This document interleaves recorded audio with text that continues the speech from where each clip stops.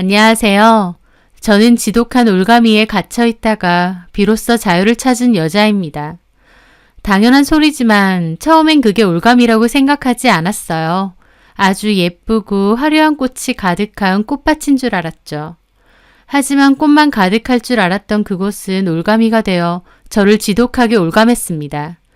독이 든 버섯이나 식물이 더 아름답듯 그 남자의 처음도 아주 달콤했어요. 그 남자는 골프 아카데미와 실내 골프 연습장을 여러 군데 운영하는 남자였습니다. 그중 가장 큰 규모의 아카데미가 있었는데 저는 그 건물 1층 카페에서 일을 하고 있었어요. 저희 카페에는 주로 골프 아카데미와 골프 연습장을 찾는 분들이 손님으로 많이 오셨어요. 테이블은 6, 7개 됐는데 늘 골프 연습장 손님들로 가득했죠. 저는 커피를 워낙 좋아해서 제과제빵 자격증과 바리스타 자격증을 따고 그곳에서 일을 하고 있었고요. 사장 언니가 워낙 성격도 좋고 저랑도 잘 맞아서 즐겁게 일을 다니고 있었죠. 그곳에서 일하다 보면 한 번씩 남자 손님들이 명함을 주고 가거나 연락처를 물어보는 경우가 있었습니다. 하지만 보통은 그냥 웃으면서 거절을 하거나 남자친구가 있다고 대충 둘러대죠.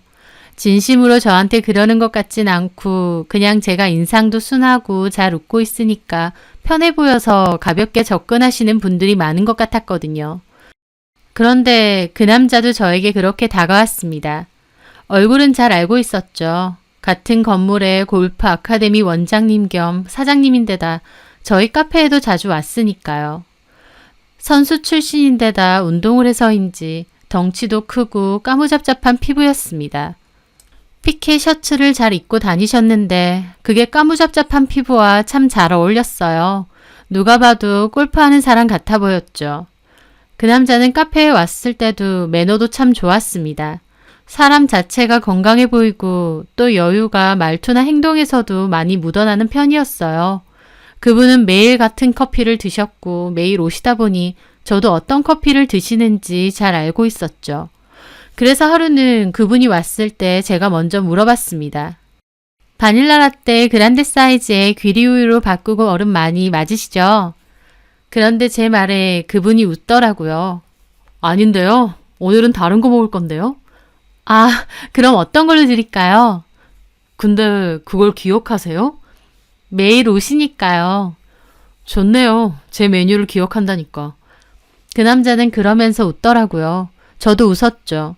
그랬더니 그 남자가 웃는 모습이 참 예쁘시네요. 종종 볼 때마다 느꼈지만. 저는 이 남자가 그날따라 왜 이러나 싶었어요. 뭐 드시겠어요? 같은 거 주세요, 그냥. 네. 그리고 혹시 괜찮으시면 연락처도 주실 수 있을까요? 제 연락처를 물었고 저는 당황스러웠죠. 저한테 따로 호감이 있을 거라고는 생각 못했으니까요. 아, 저 남자친구 있어서요. 거짓말하지 마세요. 남자친구가 있다면서 한 번도 데리러 안 와요? 어떻게 아세요? 종종 지켜봤거든요. 퇴근하면 그냥 혼자 걸어가던데? 저는 이 남자가 저를 왜 지켜봤을까 싶었죠. 하지만 그 남자는 대놓고 물어보더군요. 나 어때요? 나 정도면 쓸만하지 않나? 제가 당혹스러워서 아무 말도 못하고 있자 그 남자는 장난이라면서 그냥 계산해달라고 하더라고요. 그때까지만 해도 참 짓궂은 장난을 하는구나 싶었습니다. 하지만 아니었어요. 그 후에 그 남자는 초밥을 사들고 왔거든요. 곧 밥 시간이죠. 이거 먹어요. 사장님 것도 사왔어요. 그렇게 남자는 이것저것 사다 주는 일이 여러 번 있었습니다. 저는 왜 자꾸 이런 걸 사주시냐 부담스럽다 들고 가시라고 했지만 그 남자는 부담스럽게 받아들이지 말고 호감의 표시라고 봐달라 하더라고요.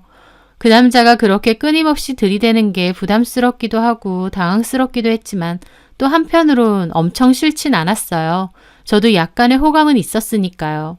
그렇게 한 번은 마감하고 나가려는데 꽃다발을 들고 저를 기다리고 있었습니다. 퇴근했죠? 내가 태워다 줄게요.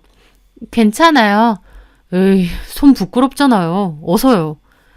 저는 꽃다발을 받아들고 그 남자의 차에 올라탔습니다. 그 남자의 차는 벤츠였는데 저는 살면서 벤츠를 처음 타봤어요. 넓고 편하고 고급스럽고 참 기분 묘하더라고요. 제 손에 들려있는 꽃다발은 참 풍성하고 아름다웠고요. 그 순간 이런 삶도 있구나 싶었습니다. 그 남자는 저에게 정식으로 만나보고 싶다고 했고 결국 저는 그 남자와 사귀게 되었습니다. 그 남자와의 연애는 안락하고 편한 벤츠를 탄 것 같은 기분이었어요. 여태까지는 느껴보지 못한 기분이었죠. 호탕하고 시원시원하고 매력이 있는 사람이었습니다. 저에게도 아주 잘하고요.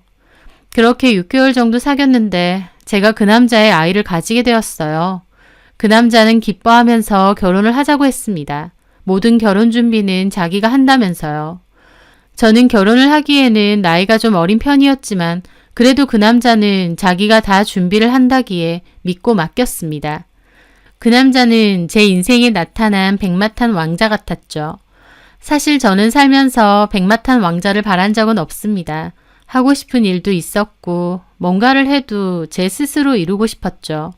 하지만 그 남자와 만나는 동안 그 편하고 여유 있는 생활에 익숙해지더라고요. 돈에 쪼들리지 않아도 되고 좋은 음식, 좋은 옷, 좋은 가방. 저에게는 모든 게 참 새로웠습니다. 그렇게 저희는 결혼을 했어요. 저희 집 형편이 상대적으로 많이 처졌는데도 제가 이미 임신도 했고 남편도 강경하게 저랑 결혼하겠다고 밀어붙이니까 시부모님도 결국 저를 받아주셨고요. 깨끗한 포장 도로를 달리는 벤츠처럼 제 결혼 생활도 그러할 줄 알았습니다. 하지만 결혼하고 나서 얼마 지나지 않아 남편은 변하기 시작했어요. 소위 잡은 물고기에는 밥 안 준다는 식으로 연애 때와는 아주 많이 달라져 있었죠. 일단 집에 잘 안 들어왔습니다. 노는 걸 좋아해서 술 약속도 많고 친구들도 많이 만나던 사람인데 결혼하고 나니 밖으로 계속 돌고 외박하는 날도 많았어요. 게다가 시부모님도 결혼은 허락해 주셨지만 저를 탐탁치 않아 했기 때문에 대놓고 저를 구박하는 일도 많았어요. 신혼 초부터 저희 집 비밀번호를 달라 하셔서 시도 때도 없이 불쑥불쑥 오셨고 오실 때마다 집안 살림에 입을 많이 대셨죠. 처음엔 잔소리만 하시는 정도였는데 날이 갈수록 심해지더니 나중에는 폭언 수준이 되었어요. 쥐뿔도 없는 게 나이 어린 몸뚱이 하나 가지고 결혼했다는 소리도 서슴지 않을 정도로요. 집에서 이런 건 못 배웠냐. 남편 돈 받아 먹고 사는 거면 집안일이라도 똑바로 관리해라 라는 소리는 귀에 딱지가 앉을 정도로 들었습니다.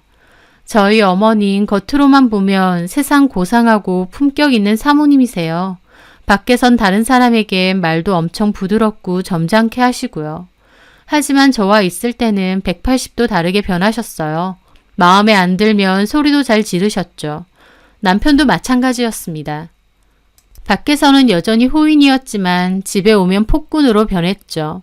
저에게 말도 함부로 하고 기분 나쁘면 화도 곧잘 냈어요.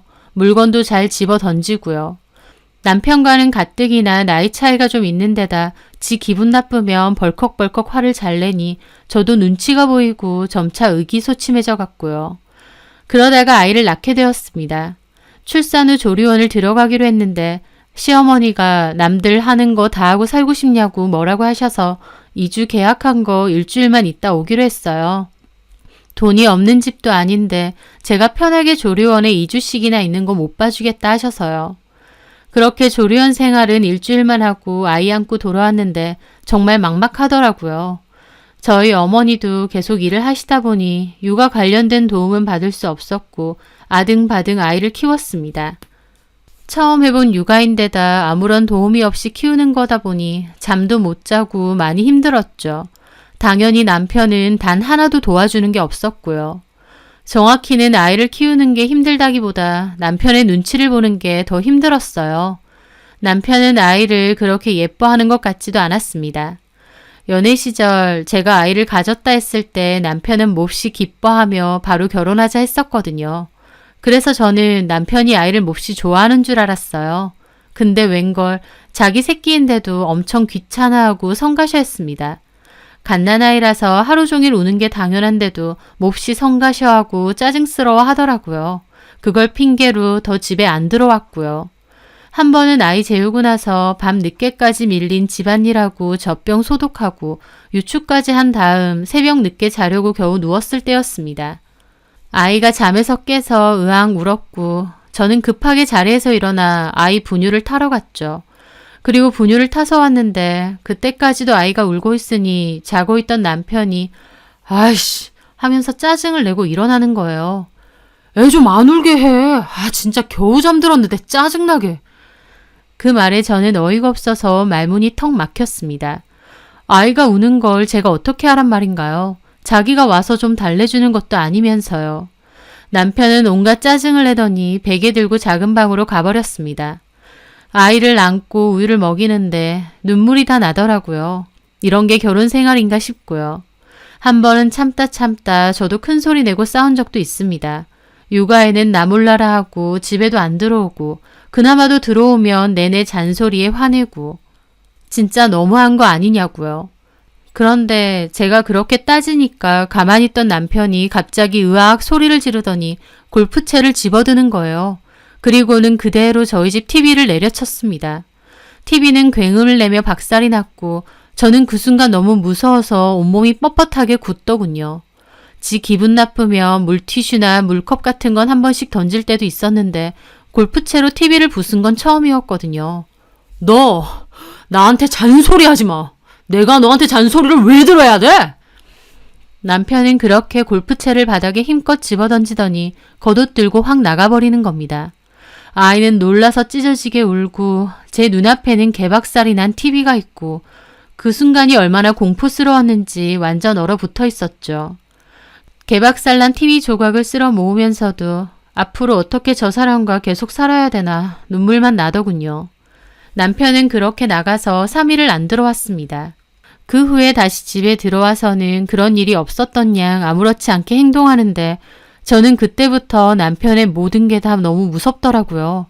그렇게 완전 기죽어서 아이 키우고 집안일만 하며 살았습니다. 그 집에서는 저는 만만한 구박덩이 신세였죠. 남편이 뭐라고 하거나 트집을 잡아도 아무 말도 못했으니까요. 아이는 어느덧 어린이집에 갈 만큼 컸어요. 결혼 전 남편은 아이 어느 정도 키워놓으면 카페 차려준다고 너 하고 싶은 거 하면서 살라고 했었거든요.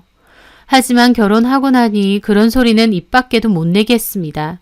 자기가 주는 돈이나 받으면서 살래요. 뭐라도 해보겠다고 깝치지 말고. 남편은 그렇다고 생활비라도 넉넉하게 주는 것도 아니었습니다. 정말 빠듯하게 줬죠. 저희 어머님은 그런 사실도 알면서 저한테 맨날 남편 등골이나 빨아먹는다고 하셨고요. 참 우울한 날들이 지속되었었죠. 그러다가 하루는 제 생일이었습니다. 웬일로 남편이 한우나 먹으러 가자고 했죠. 그래도 내 생일이라고 챙겨주나 보다 싶어서 아이랑 짐을 챙겨서 따라 나섰어요.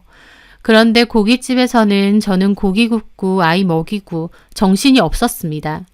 남편은 앞에서 핸드폰 보면서 지 고기 먹는 것만 바쁘더라고요.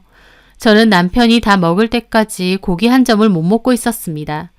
그런데 남편은 지 다 먹었다고 수저를 탁 내려놓더니 배부르다. 이제 가자. 그러는 거예요. 나 못 먹었어. 안 먹고 뭐 했는데? 고기 굽고 애 먹였잖아. 하여튼 굶떠. 그러면서 미간을 확 찌푸리더군요. 저는 제가 먹을 고기를 더 시켰습니다. 남편은 뭐가 마음에 안 드는지 앞에서 궁시렁거리더라고요.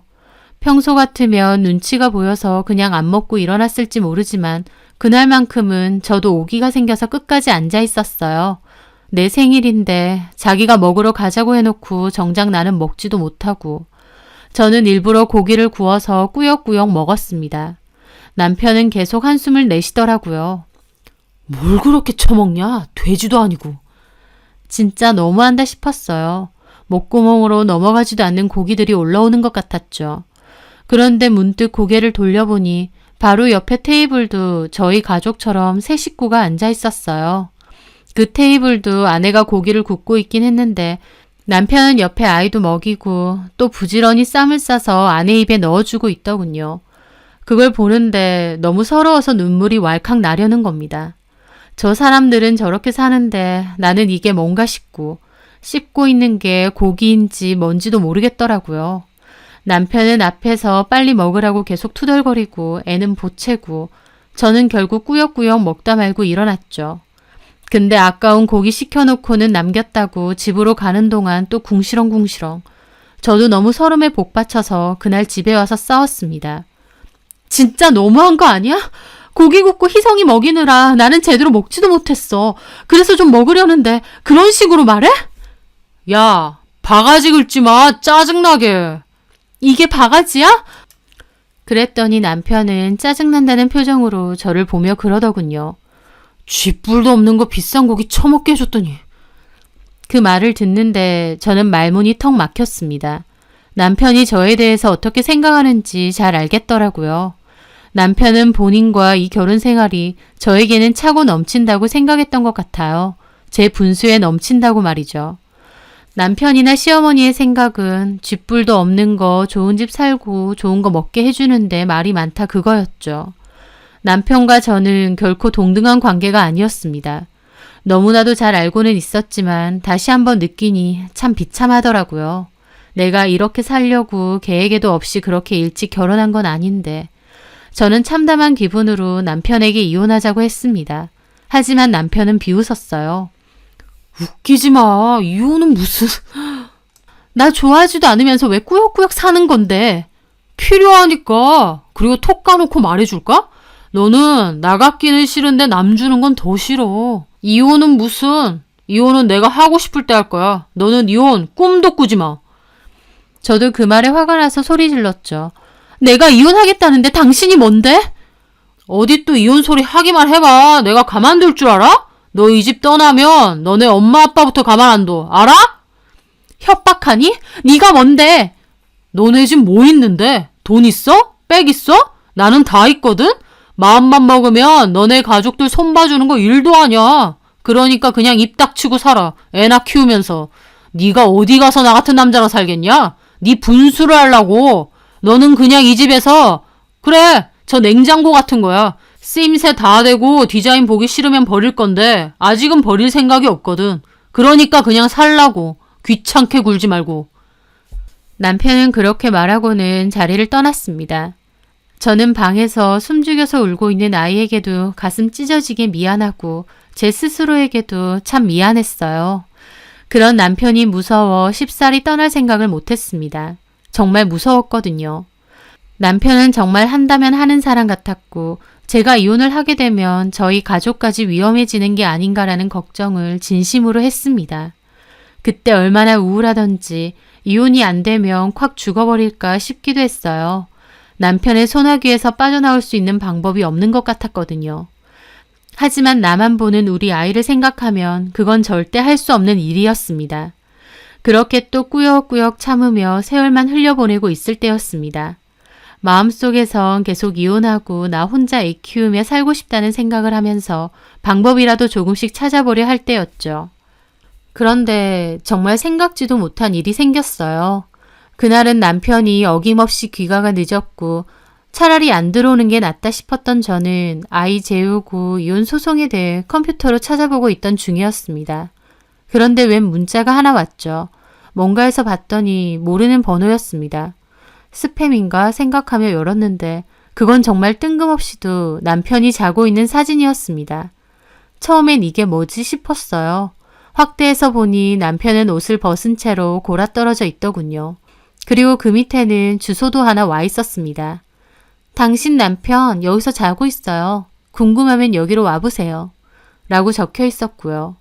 혼란스러웠습니다. 남편이 나 몰래 만나는 여자가 있구나 싶기도 했어요. 그렇게 집에 뻔질나게 안 들어올 때는 바람도 피겠구나 예상 못한 건 아니지만 막상 그런 문자를 받으니 당황스럽더라고요. 그런데 제가 생각해도 참 신기한 감정이었습니다. 보통은 이런 문자를 받으면 화가 나거나 배신감이 들어야 되잖아요. 그런데 오히려 그걸 보는데 정신이 맑아지는 겁니다. 남편에게 여자가? 그럼 나는 이혼을 할 수 있는 건가? 라는 생각이 가장 먼저 들었거든요. 저는 고민 끝에 동생에게 연락을 했어요. 그리고 미안하지만 희성이가 자고 있는데 우리 집에 와줄 수 있냐고 했죠. 동생은 택시 타고 온다고 했고 동생에게 아이를 맡기고 저는 그 주소를 찾아가 봤어요. 택시를 타고 가는 동안 심장이 엄청 세차게 뛰더라고요.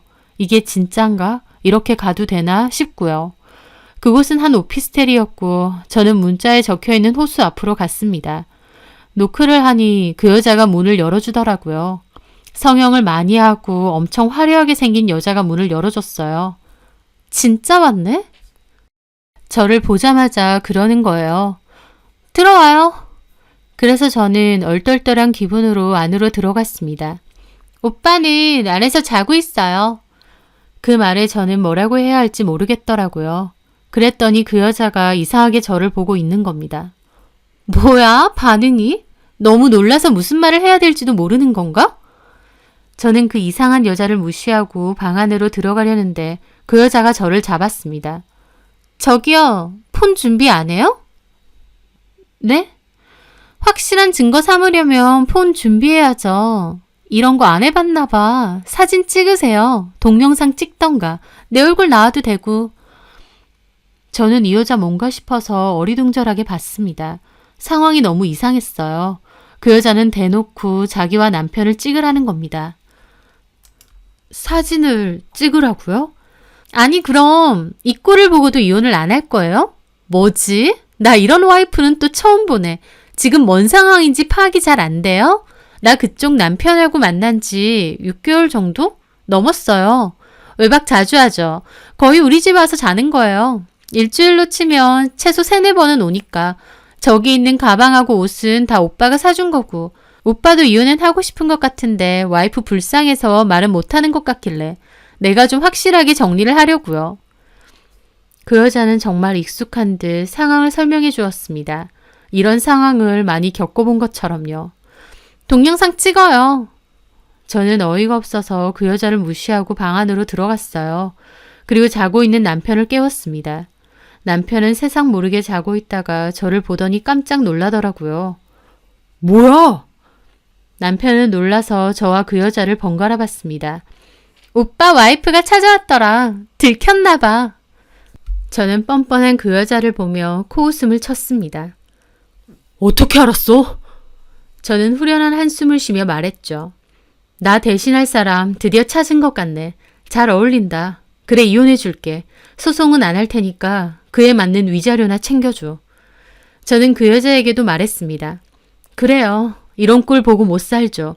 이혼해 줄 테니까 저 남자랑 살아요. 저는 그렇게 자리를 뜨려는데 남편은 불이 나게 저를 잡는 겁니다. 속옷도 안 입고요.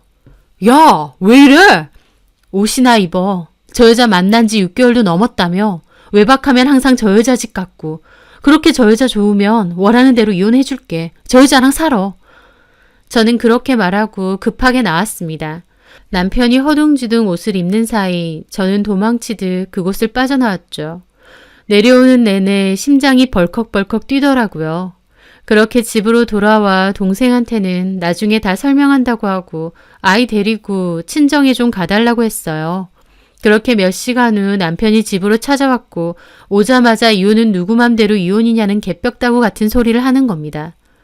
누가 보면 내가 바람핀 줄 알겠네. 이혼 못해줘. 못해주면 소송 걸 거야.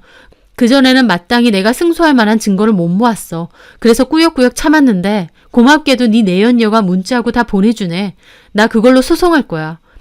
이혼 못해준다는 내 말 까먹었냐? 내가 가만히 있을 줄 알아? 바람핀 건 너야. 어쨌든 이혼 못해줘. 남편은 뻔뻔하게 소리를 지르는 겁니다. 남편은 평소처럼 눈을 까디집으며 더 큰 소리를 냈어요. 저도 평소 같으면 그 모습이 무서워서 더 이상 아무 말 안 했겠죠. 하지만 그 순간 갑자기 저도 눈이 돌더라고요.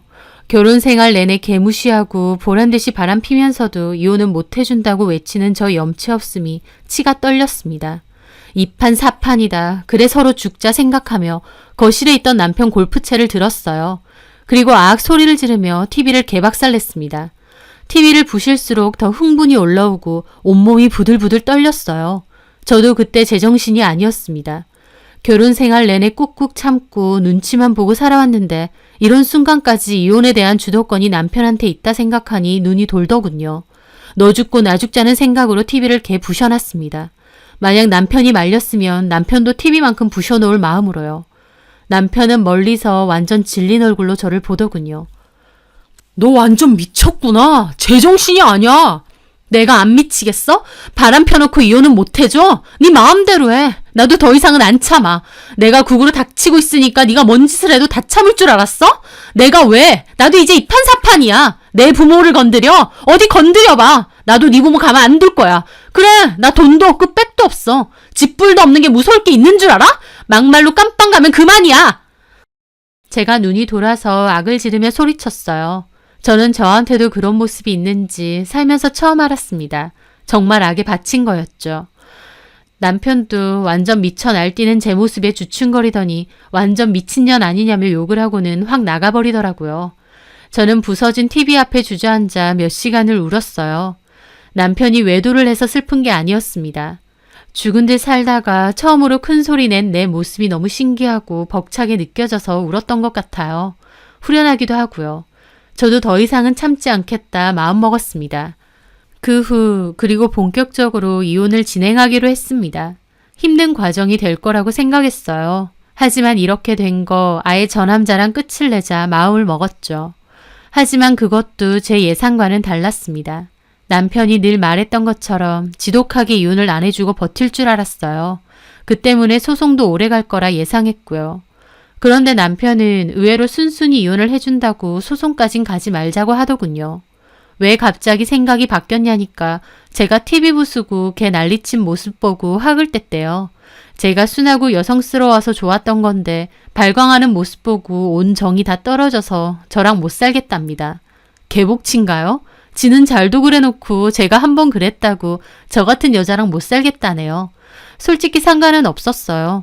이혼만 쉽게 된다면 어떤 생각을 하든 제 할 바 아니었으니까요. 그렇게 남편과는 이혼에 관한 협의를 했습니다.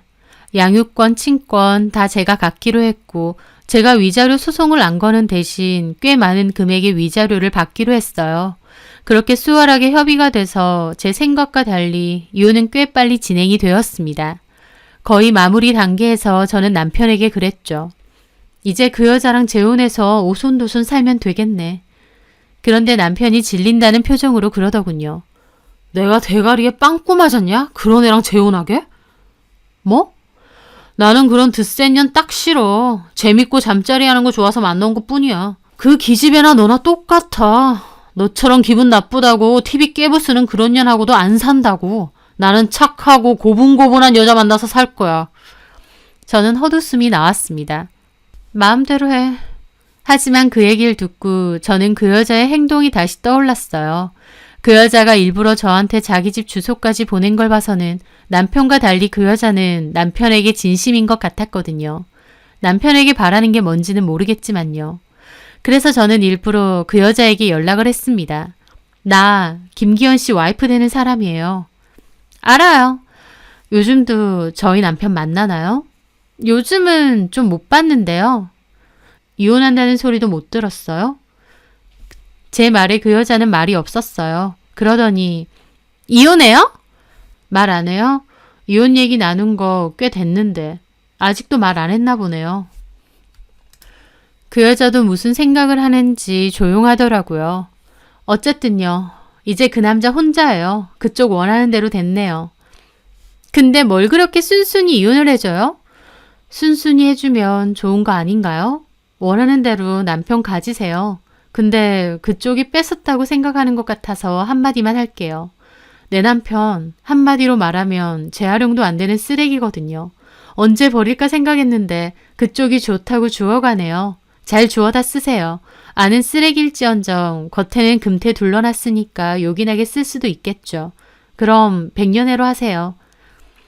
저는 그렇게 전화를 끊었습니다.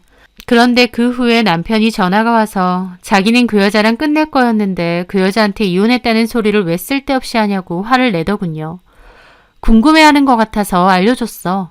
야, 이혼하면 그만이지 그 거머리한테 그런 소리 왜 하냐고. 아, 골치 아프게. 좋아서 일주일에 3-4번도 더 갔다면서 거머리는 무슨. 그럼 여태까지 거머리랑 자고 다녔니? 아, 진짜 끝까지 짜증나게. 이제 남남이니까 전화하지 마. 짜증은 내가 더 나니까. 저는 그렇게 전화 끊고 차단해버렸습니다.